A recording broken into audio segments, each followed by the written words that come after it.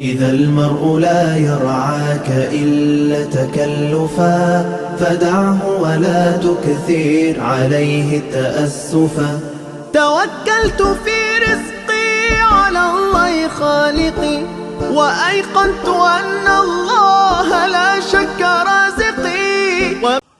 بسم الله الرحمن الرحيم. الحمد لله رب العالمين، والصلاة والسلام على رسول الله صلى الله عليه وسلم. أما بعد، السلام عليكم ورحمة الله وبركاته. وحنو جوجنا مساجد كبوني مقالة بورمة.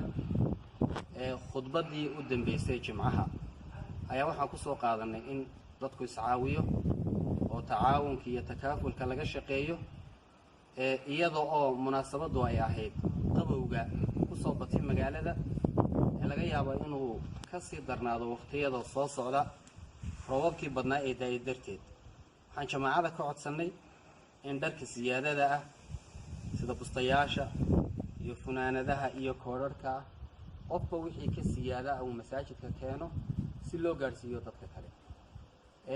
arrinkaasi wali waa u socda, laakiin dalka dibadiisa jooga ayaa waxay soo dirsadeen lacag. waxaa ka mid ah gabadhan Hinda la yiraahdo soo dirtay $100.